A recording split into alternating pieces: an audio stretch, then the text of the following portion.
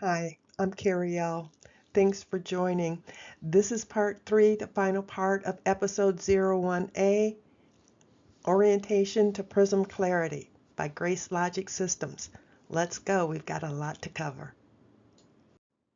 And just as a reminder, your orientation to everything Prism, part 3, will include the Prism training clarity focus from the synthesis, me, to the sojourner, yes, you, with the voice of the therapist, the survivalist, and the spiritualist coming at you in part 3. Here we go. Oh, there's the thinking about thinking at thinking around thinking slide.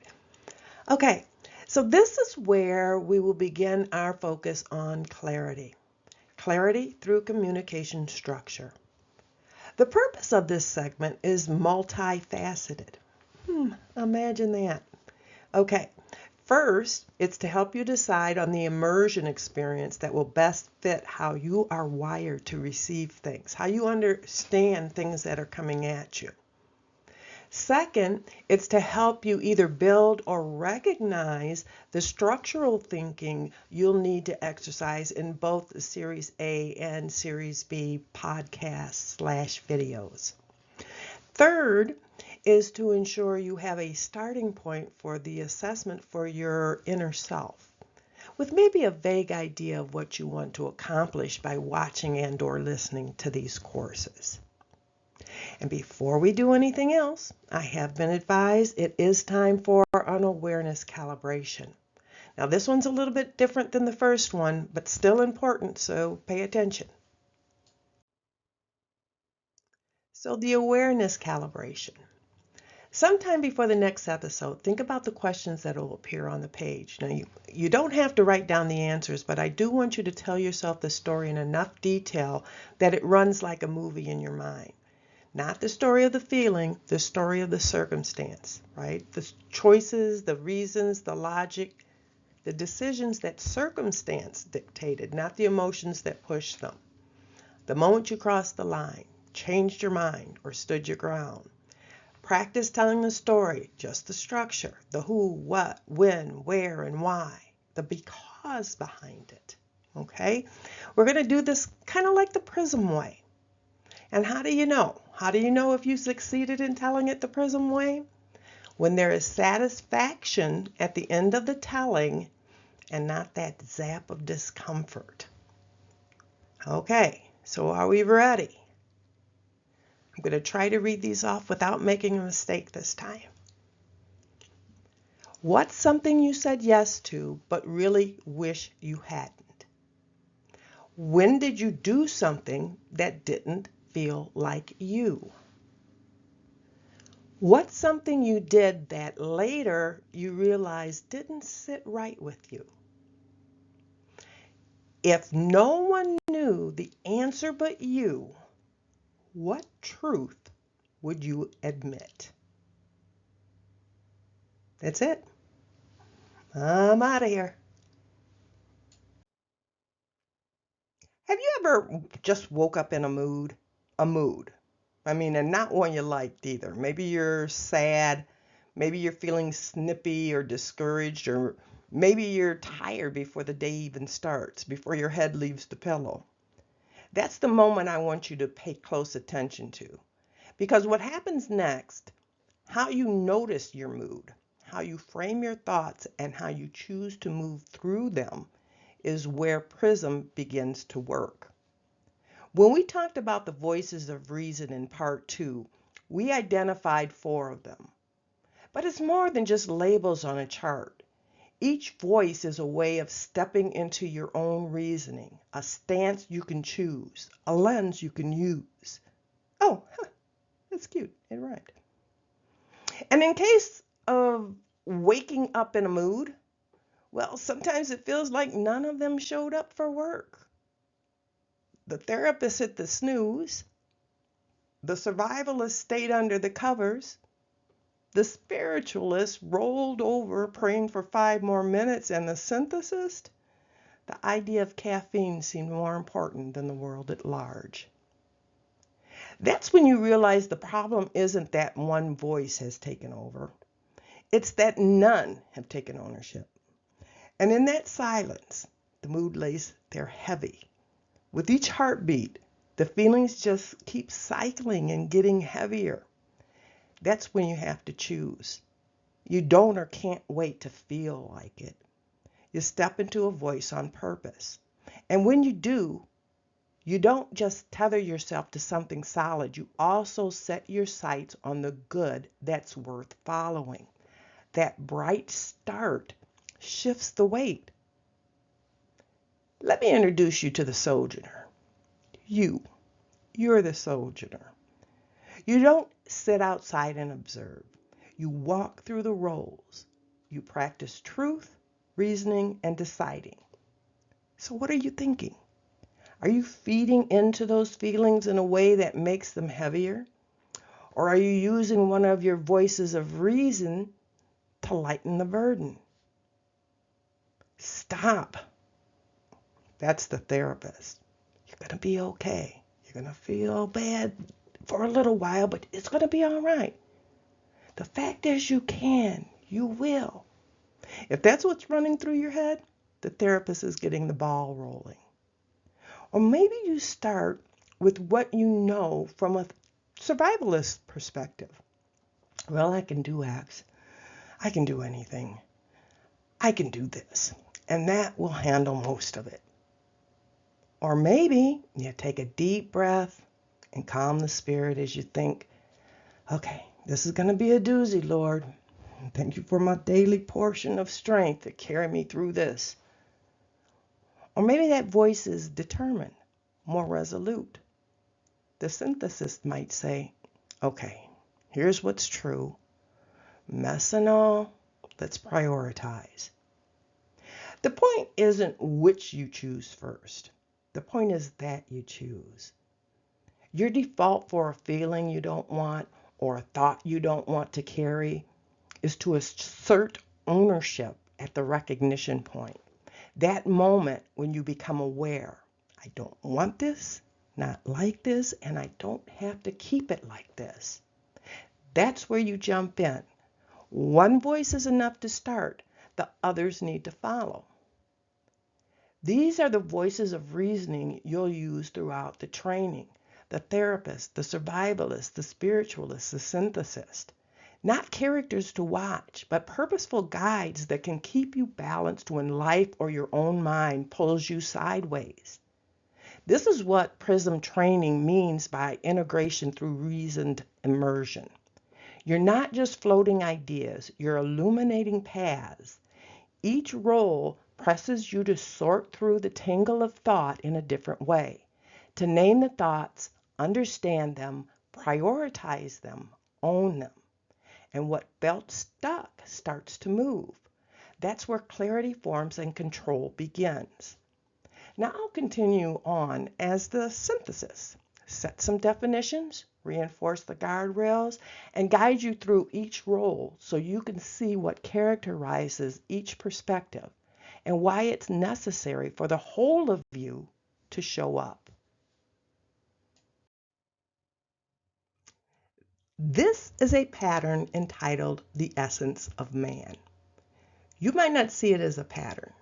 You may see it as just some words or a picture or image, maybe not even that.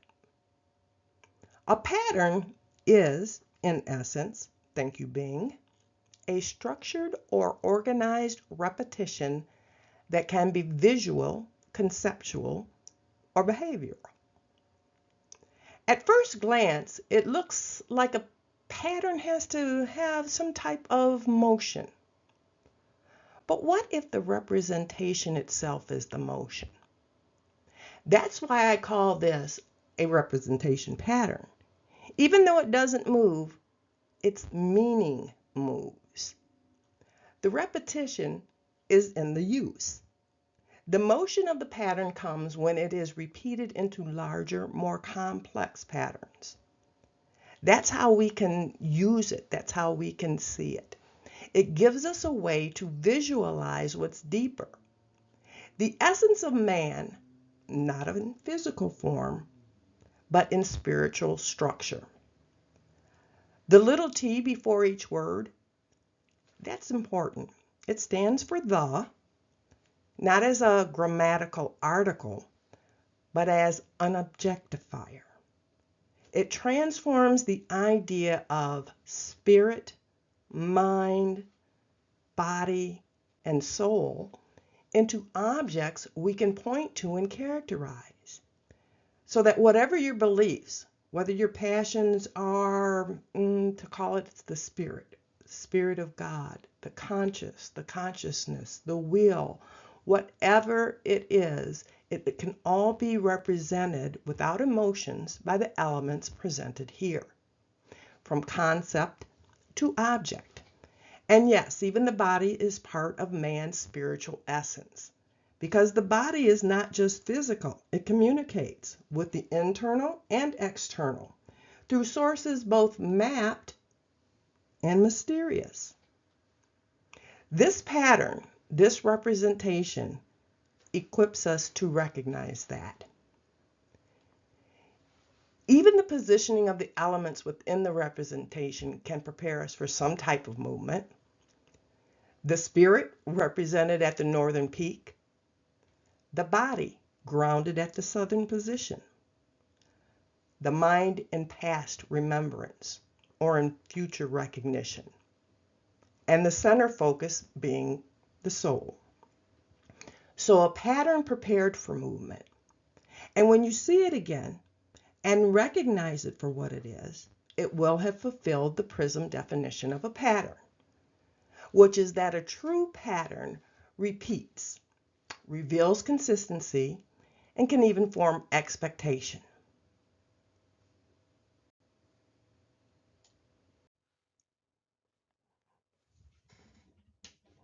Okay, another pause, please, for definitions. As a synthesis, I define terms in two ways. First, the origin definition, rooted in structured traditional language. Second, the Prism definition, what I call a manifestation of the origin. And why use the word manifestation? Because it signals something that develops from the original without losing connection to it. It holds the structure and purpose of the origin, but expands it to function within this system. A manifestation is not a redefinition. It's an expression of the origin made usable for applied reasoning. In this case, the Prism definition manifests the origin by showing you how a pattern actually functions. It repeats, it reveals consistency, and it forms expectation. But there's a risk here. If what you thought was a pattern doesn't actually repeat, or the consistency doesn't hold, or the expectation is built on a faulty structure, then what you're forming isn't clarity, it's distortion. So we test the pattern, because only when the construction holds can the manifestation be trusted. In this case, the Prism definition shows how a pattern actually works.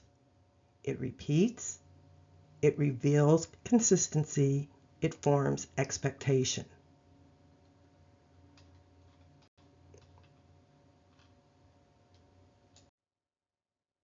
Okay, so now that I have marked pattern off my list, and for those of you viewing, I know it's a little messy. Oh, manifestation is here someplace too. I can mark that off. Okay, sorry, apologies. As I mentioned, part of my role is to ensure that I provide origin definitions for those words that I use that may seem maybe not quite in line with the preferred definition.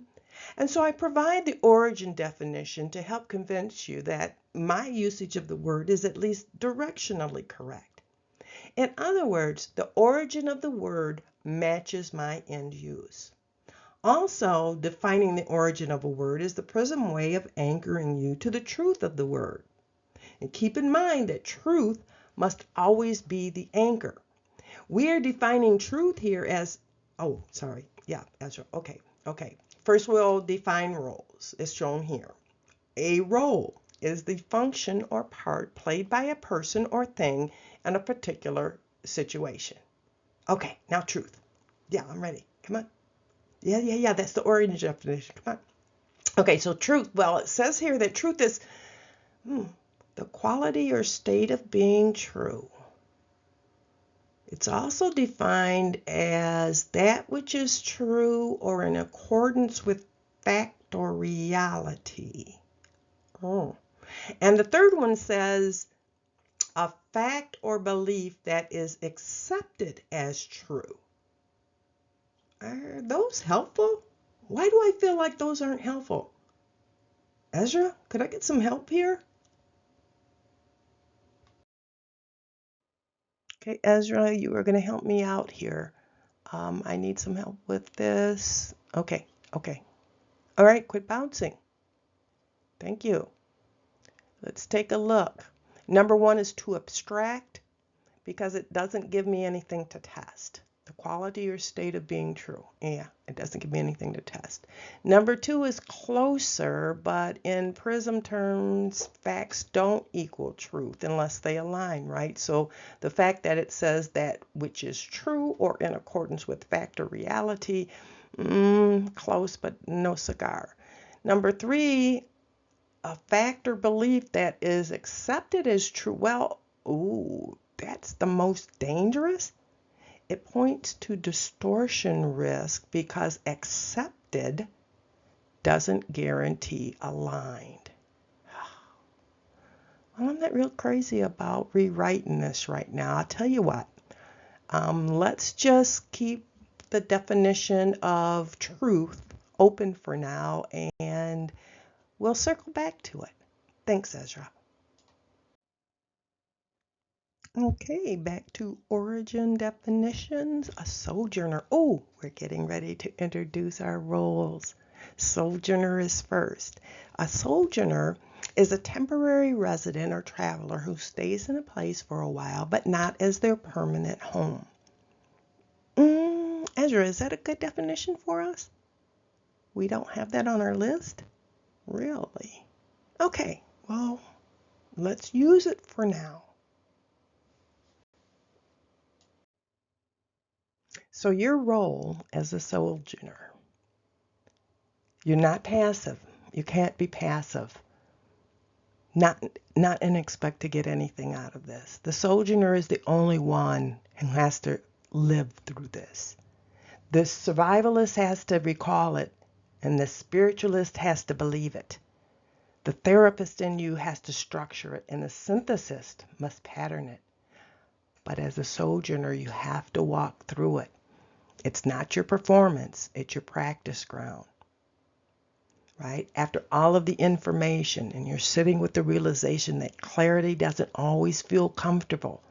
Sometimes it exposes noise. That's why we have to slow down here. You're about to enter the therapist's role as a sojourner, not to master the tools, but to submit yourself to them, to understand them, to feel through them, to think through them, to truth through them, through the chaos. This isn't a classroom. I'm trying to make it a mirror. And there are 4 things that you're going to have to do if you want to get something out of this. Let's take a look. The responsibilities of the sojourner.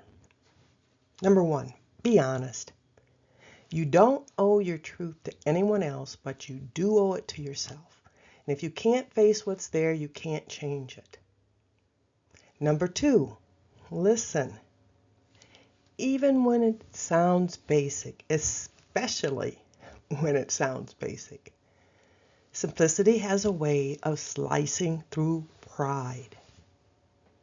Number 3, think, not just react. When you're asked a question, reason through your answer. Do it to the best of you. That phrase matters here more than anywhere else. The best of you. Not the fastest or the smartest, but the truest. And then number 4, you have to decide.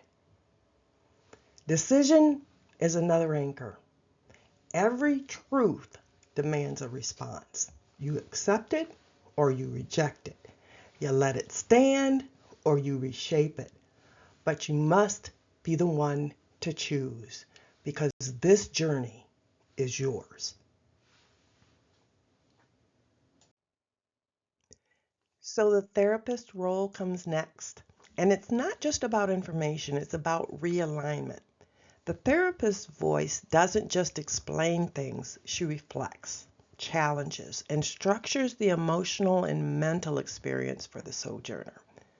Well, that is a lot of words. Let her tell you what I mean. Well, just like the survivalist and the spiritualist bring their own lens, helping you to see how the thread of truth must stand true in every part of you. The part that survives and the part that knows there's more. And just like the synthesis job was to show you the layers of intent and how meaning and claiming begin by pointing back to the origin truth, well, the therapist's role is doing something just as vital. The therapist role must then tend to the mind, ensuring you understand and can manage the feelings that are wrapped around or embedded in your truths. Those feelings may be pushing their impressions into your reasoning. And to do that, I must walk you into the how, the why, and the wherefore. Give you the understanding of the power within your mind to just say, stop. This line of thought is going nowhere. Or to recognize when it isn't truth, but reaction. I'm not a counselor. I am not a therapist, and this isn't therapy. This is structure. This is about understanding your thinking and your feelings and learning to manage both. This role is one of the most complex because it must show you the tools, teach you how to build the muscle to use them, just to manage your thoughts, and even when your feelings are screaming for attention.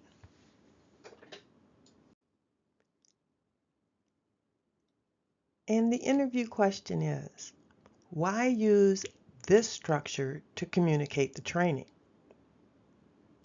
Well, it's because you have to meet people where they are. You have to meet them where they are to have an inside track on credibility. And where they are is in this life. And you have no idea what someone has lived through, has gone through. But I know me. And I know what a tangled mind looks like from the inside. And I know what it takes to untangle it.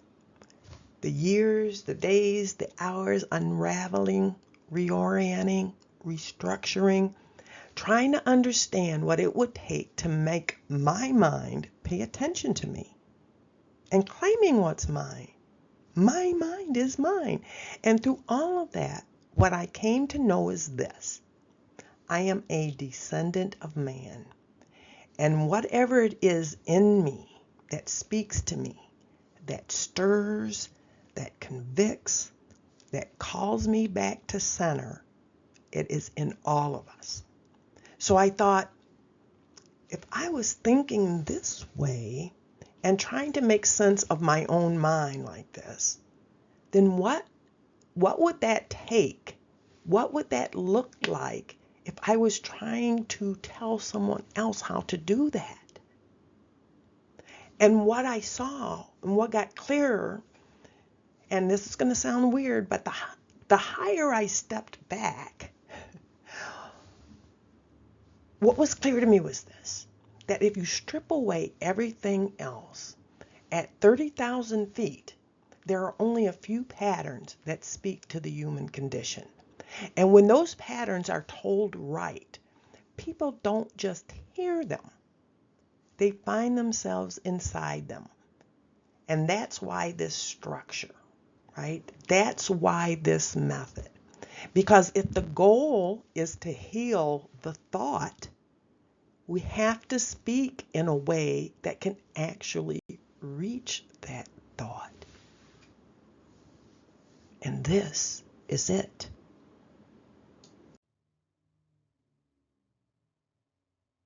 So one of the concepts behind thinking about thinking is that nothing is just one thing. Everything we encounter, ideas, experiences, emotions, words, everything has more than one way of being evaluated or tested, whether by layers, levels, hierarchies, flows. I call that the LLHF or laugh model. At its core, nothing is ever only what it seems. No idea, no experience, no word exists in isolation. Every thought we have, every label we assign is filtered through multiple senses, layers of context, and emotional states. So a brief example is a word like wicked. To one person, it might mean something scary. To another, it could mean someone who's delightfully mischievous.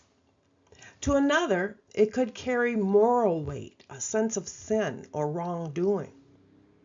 To someone theatrical, it could simply be the name of a Broadway show or movie. The point is, meaning isn't one-dimensional. It's layered and evolving. So you test the connections. You test to make sure that the in-betweens are correct.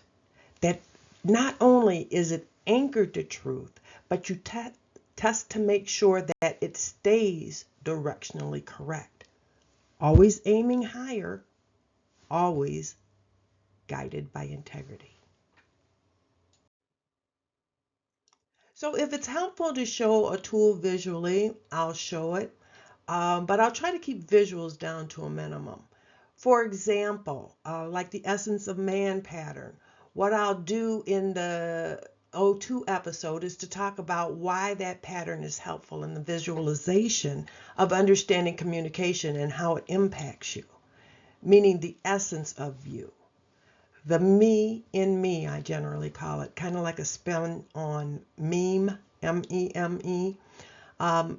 Anyway, but I think it's important that because I use a term and it is a tool that I use, that I should provide an explanation for it under the helpful tools section. So, 30,000 foot view or toggling.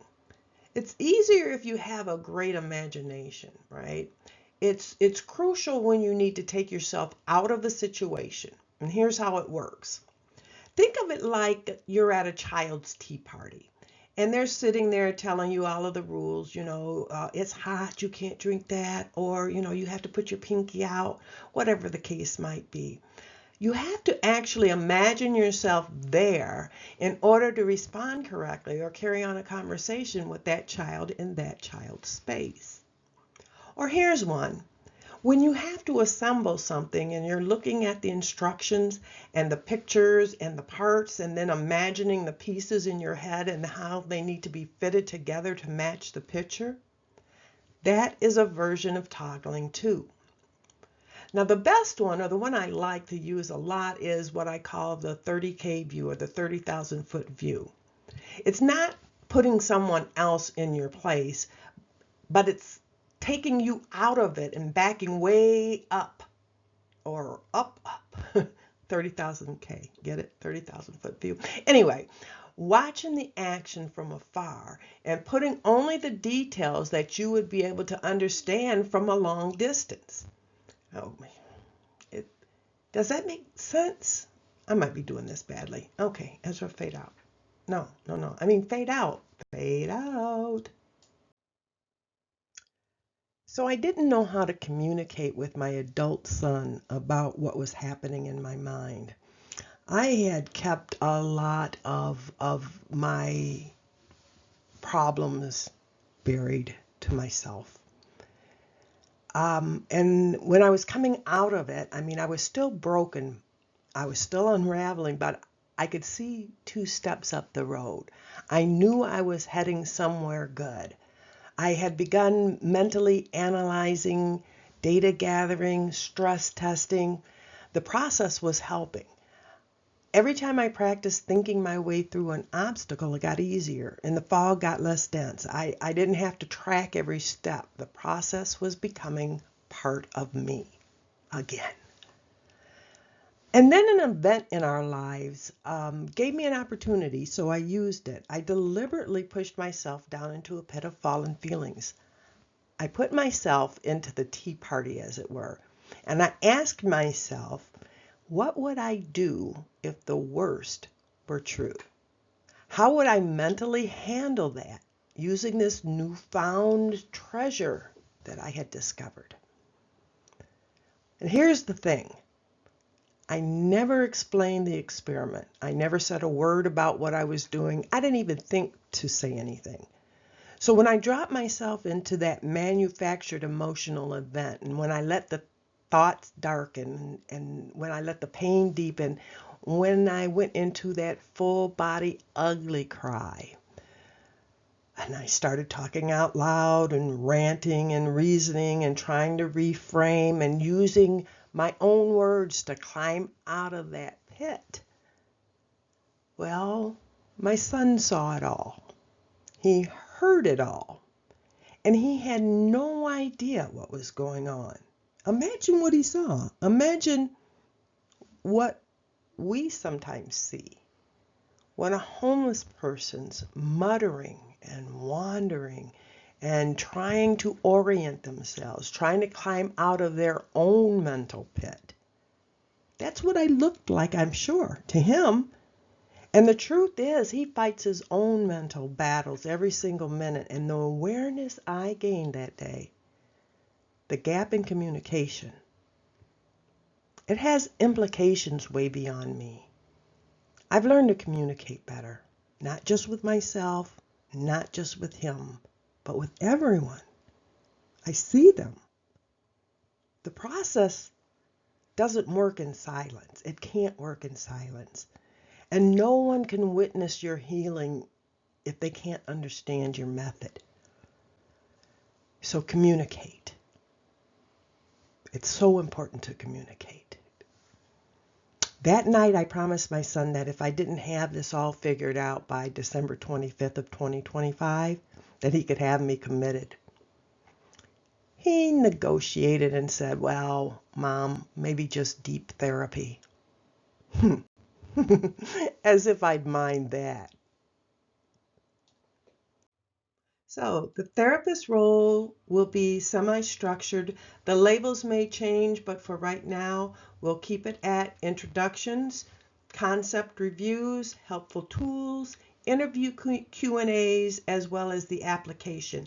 And the application is the part where we actually take a concept and have applied it to either ourselves or someone else and what those insights then gave us from that.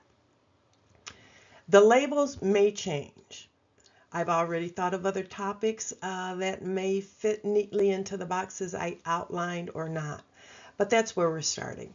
I'll try to unloop the flow of my thoughts in a way that lets you walk it with me. This isn't just about information. This is about realignment. Now, the therapist's voice isn't here to explain everything. I can't. Again, I am not a therapist, but it's to help us structure the emotional and mental experience for the sojourner and for myself. So we're going to be doing this together.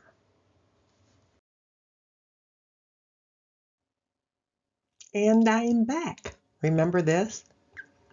The therapist was talking about claiming, so I looked it up.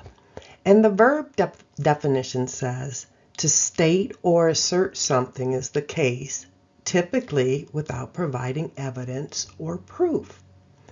Now let's pause.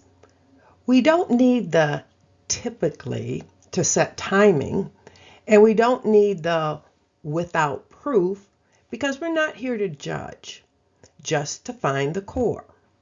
And the core is to state or assert something is the case. Well, if I state something, if I assert something, what am I really doing? I'm taking ownership, not questioning, not wavering. When I state it, I declare it. And when I declare it, I have created the expectation of ownership within myself, and when others hear it, within them too. Therefore, claiming something is taking ownership of it. I believe I have cleansed the definition to the truth of it. Do you agree?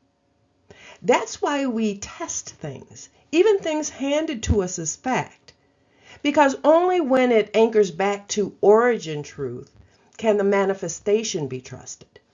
And here's the key. We're not peeling off distortion itself. The origin is still there. What we're peeling off are the avenues distortion uses to slip in. Assigning timing, assigning judgment, assigning conditions. If those stay, they bend how you read the truth. And if the anchor bends, everything you build on it bends too.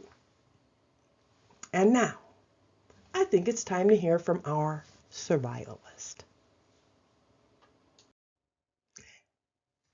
And by way of introduction, the survivalist origin definition is one who focuses on enduring.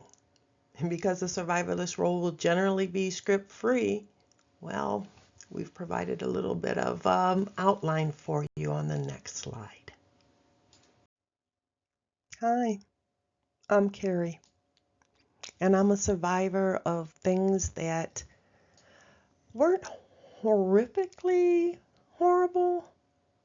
I mean, it broke my mind, but to be fair, it was probably already halfway cracked. Oh, yes, I apologize. I apologize in advance. I know a lot of people get hung up on labels, and I get it, okay? But so this is to those who think they're cracked, to those who did the cracking, and to those who signed up to glue the cracks back together entirely. No offense meant. I mean that, you know, but it's the way that I see what happened to my mind, and it's the way that I can explain it in my terms. Did I mention yet that I lose words? It's a symptom of what's broken. It's hard enough for me to remember how I'm explaining something, much less trying to remember the terms that you would prefer me to use. So respectfully, no disrespect. I only want what's best for you and yours. So no offense to the offense takers. If I don't mean to offend, if I don't have the intent to offend, how can someone take offense? They're taking something I am not even offering. I mean, to me, that's just rude. They don't want it anyway. Why take it? But I have this whole thing on offense later, so buckle up or bow out now. If you're easily offended, my episode might not be the best episode to start with, or finish with, or listen to it all. That's a choice you'll need to make. The episodes with the 03, they're not polite, they're not sanitized, they're not fairy tale traumas or Instagram healings. They're mine. And they're also messy, and they're not really about what happened as much as they're about how I survived it, how I thought my way back from the void, how I rebuilt from a system that was never designed for someone like me to win. I mean, neurodivergent, literalist, pattern breaker, disruptor, pick your poison. The concepts I talk about will be more about the reboot than it was about the smackdown, right? But everything must have an origin. And these philosophies of mine are in my episodes because some people need to see the truth in others before they can match it to their own. It's my perspective, one lens. That might give you a different way to view things. Because on my way back from the silence of chaos, a journey that continues to be hampered by my lost memories, I realized that survival isn't just a story, it is a system. That emotions aren't things that you feel, Well, they are things you feel, but and sometimes really deep, I mean deep, deep to the darkest part of you, hard. But I learned that they're also things that can be managed. I learned that memory isn't something that just taunts you, but it's something that you can actually anchor and get back to. That truth isn't always what you think it is or what they taught you, but what you test. And that freedom, well, freedom comes when you finally stop lying, even maybe to yourself. You think pain breaks a person? No, no. It's when you stop believing you're supposed to be better. That's the ding. That's the zap. That's the sound of misalignment. Not the pain, but the surrender to it. So yeah. I built this structure. This wild, layered, climb your way out of the rabbit hole system. And I have to walk you through it this way. It's the only way I know to make it make sense. To get it into your hands and maybe into your mind so that you can just mentally be free. The 03s won't be scripted, just outlined. So they may get maybe not pretty. They might be funny. They might hurt. I told my daughter that after the initial development of the training episodes, that you might think of the Survivalist podcast as Jerry Springer meets Dr. Phil meets just get your crap together, woman. But I promise you this. If you stick with me, you won't just hear my story. You will wondrously start narrating your own differently. And the way you narrate matters. How you talk to yourself matters. Okay, that was clarity through the communication structure from the survivalist role. Onward. I want to provide a little better understanding of the lens through which each role operates and what it can potentially mean for you, the sojourner. I think we should talk about lenses. The survivalist played a very different role than the therapist. While the therapist was direct and specific, the survivalist was blunt and story-driven. That was intentional because each role is created to use a different mode of expression and a different lens. And if I were a better actor, you would have noticed an even bigger difference. But let's look at this a little closer anyway. You might think the lens comes first because it's what you see. And you might think the mode comes later because it's how you speak. But in truth, they overlap. Here's how it works. The mode, how a role expresses itself, reveals the rhythm of its intent. The lens, what the role notices and filters for, the sojourner role, shapes how that intent comes through, how it lands. So the mode exposes, the lens filters. And when they work together, the role's intent can land clearly. But if they're misaligned, the intention misses and the expectation falls flat and nothing changes. That's why we keep pointing back to this, to check alignment. Communication shouldn't be random. It is intent expressed through a mode and filtered through a lens and received as a truth or as a distortion. Either way, it should not be ignored. And with that, we move from the grit of survival to the grounding of spirit.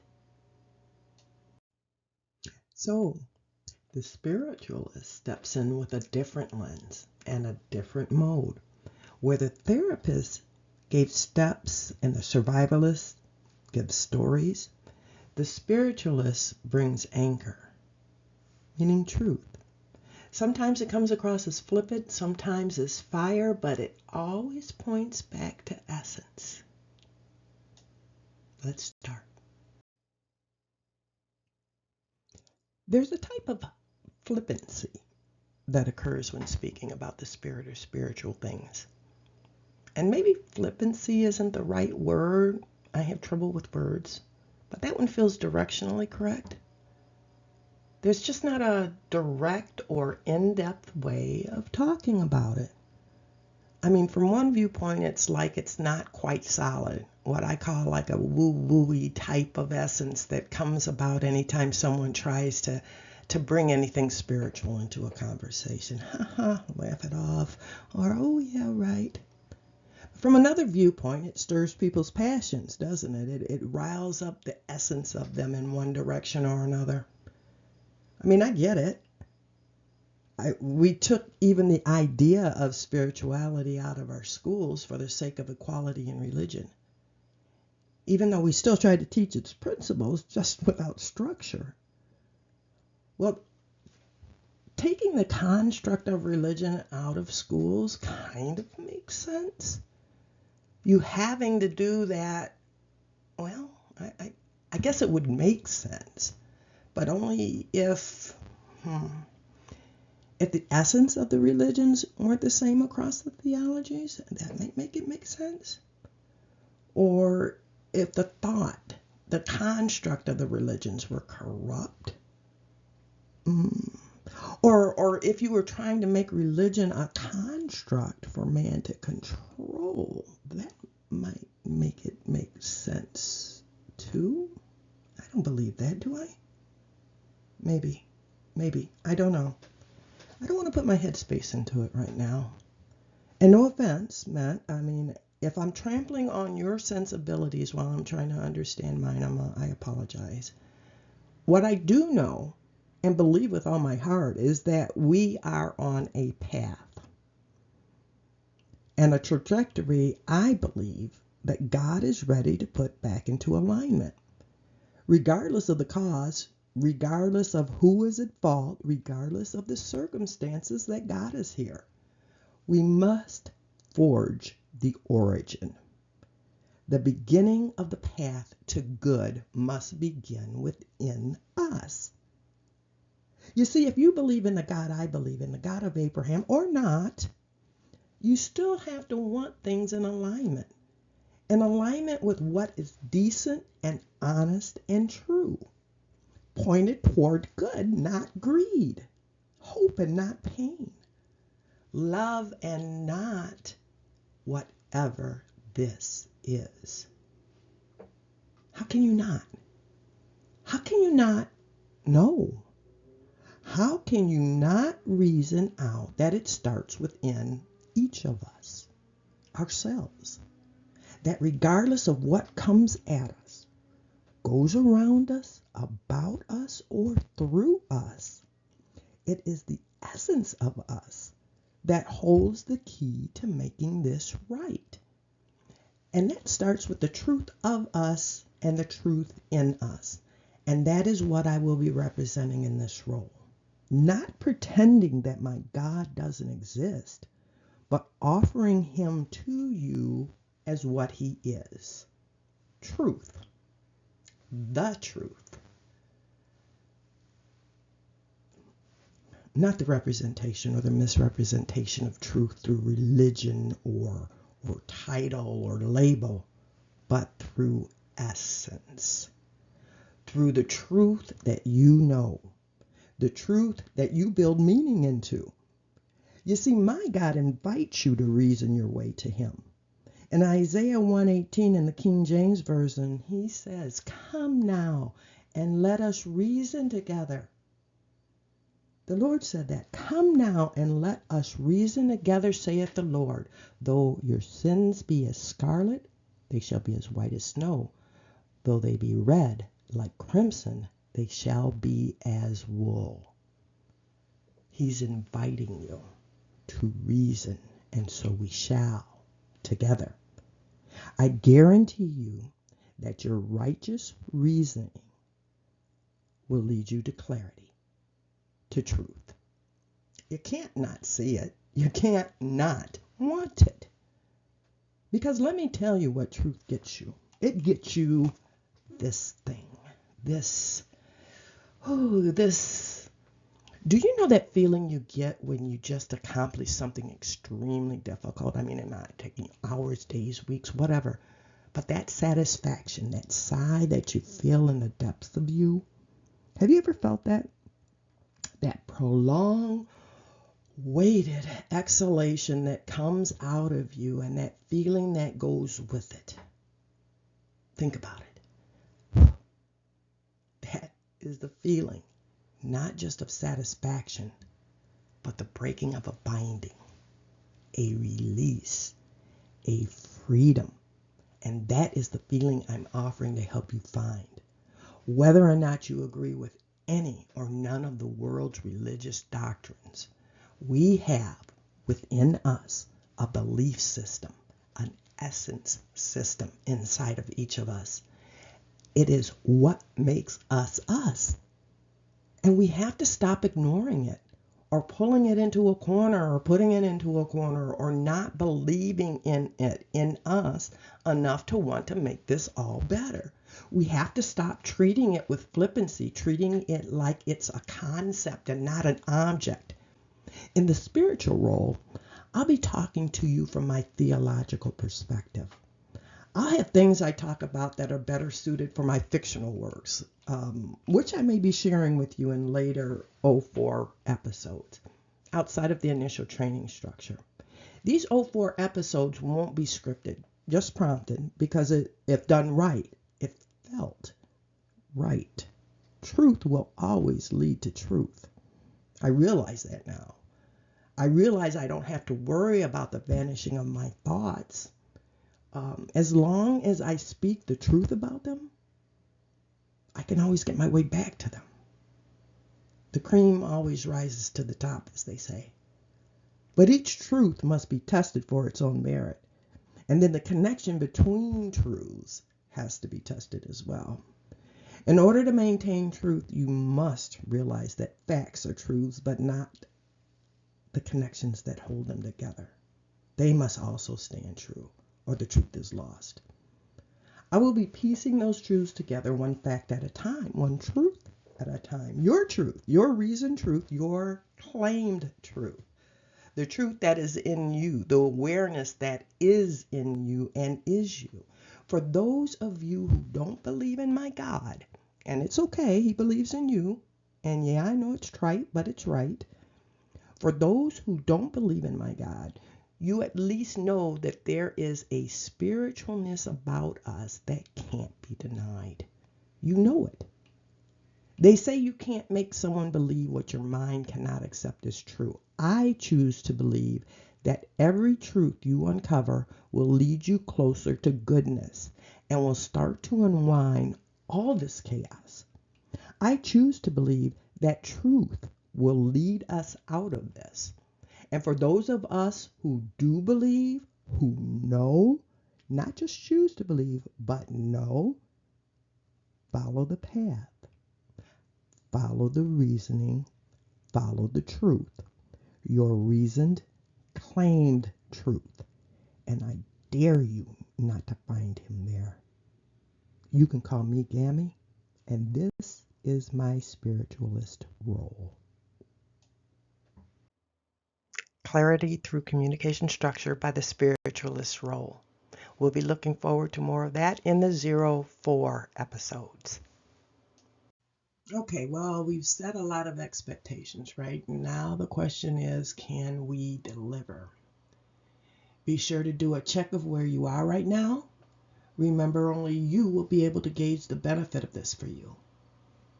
Has any of your awareness of yourself heightened? Has any of your knowledge grown? Has your reasoning taken on a sharper edge? Remember, you have responsibilities. You don't have to agree. But if you don't, pause the video. You need to have a good defense as to why you don't agree. And not, just because. Remember, We're just getting started. See you at the wrap. Okay, go ahead and roll the definitions. Hello? Hello? Is there anybody out there? What are we doing? Okay. That's a wrap on E01A.